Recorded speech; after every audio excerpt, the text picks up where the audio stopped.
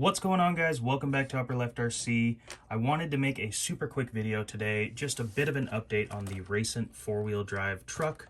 A lot of people seemed interested in it. I got a lot of really good comments and cool thoughts on my last video about it, and I wanted to share two awesome tips or tricks that are going to make this truck 100% better than it is out of the box. So let's jump right into it. First thing I wanted to talk about is wheels and tires. Now, when I originally unboxed this, I was excited to put a video out about it. I was excited to drive it, and I didn't take the time to really look too much at things. The tires and wheels that come on this are very similar to the Nitto trail grapplers that you get on an SCX24 like a Deadbolt or Jeep. However, these are much stiffer. And I could feel that, and I could tell they're also a little bit bigger, but I didn't realize how bad they actually are. They're not sticky really at all. You can see they have a bit more of a glossy finish to them. It's hard to tell on camera here, but these actually have a bit of grip to them for as bad as they already are stock tires. These are terrible. I can't get grip with them because they're a little taller and still pretty weak sidewalls. It really makes the truck easy to tip, being a hard body. And one of the first upgrades most people do anyways is wheels and tires. So I threw a spare set of wheels and tires on this truck. I've got a set of RC four-wheel drive wagon wheels and some RC four-wheel drive Patagonias. I had these laying around. I think the white on white looks pretty decent. They're a little smaller, which gets the weight down a bit lower, but they're very grippy, nice tires, and there's quite a bit more weight with these steel wheels. So this is immediately going to improve its handling, its capability, and its grip. The other big issue I was running into was the bounciness and binding in the front end. So originally, I thought it was this Y-link here, this V-link. I'm still not sure what letter of the alphabet we're using for that, but it looks like a V to me. I thought the drive shaft was hitting it. It looked like it was hitting it. There's very little clearance between the two in there, and it's not lit very well, nor do I care to look very hard most of the time. So I had planned on maybe notching that out or something. But someone left a comment on my last video, and I can't remember his name, maybe I'll throw it on the screen right here, and told me that it's actually the drive shaft.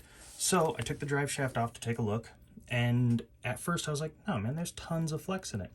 Well, as it turns out, the little posts on the shaft itself, not the little dangly bit, I don't know all the terms, are very long and don't clear side to side. That's all the flex you get out of it side to side here.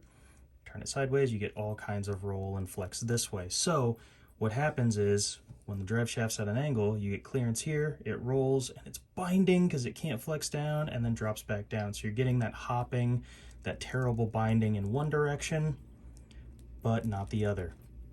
It's the same story on both sides, and it's the same story for both drive shafts. Fortunately, the rear one is pretty much straight whether you're maxed out suspension or not. It doesn't need to flex as much back here because it's so long and a decent angle already. So the front one is really where you're going to have problems.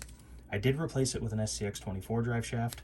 This is mix and matched. I don't know what lengths exactly or what trucks these came off of. I believe they were spares I just had laying around. The shaft it comes with, you may be able to actually grind this down a bit and modify the stock piece to work. I would imagine you could. I don't know how long it'll last you, but drive shafts I assume are pretty cheap, especially if you're doing like the plastic stock ones for an SCX24 to just swap out and throw on there. That has gotten rid of all of the bounciness. Check this out.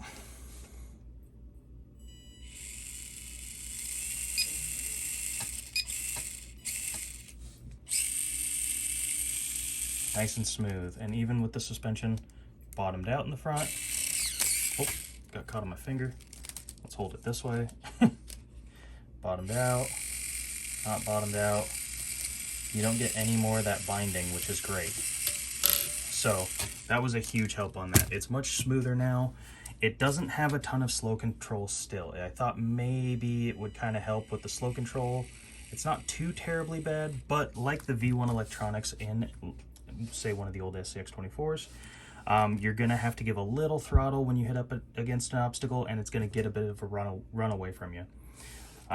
But with just those two modifications, a good set of wheels and tires, and swapping out that drive shaft and or modifying it, it has turned this truck around into something that's actually usable and very fun to drive. it still has its quirky issues and odd things, like the steering servo and the fact that you have to turn the dual rate all the way up every time you turn it on. For whatever reason, it resets it very low. But the servo itself is fairly strong, it just doesn't have very much throw to it. I do have ideas for this as well.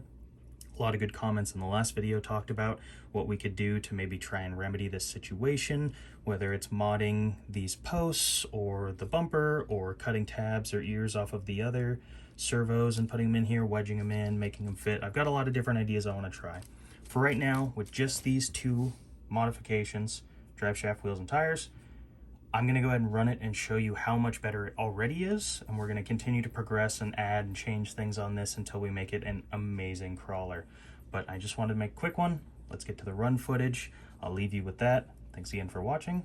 I'll see you in the next video.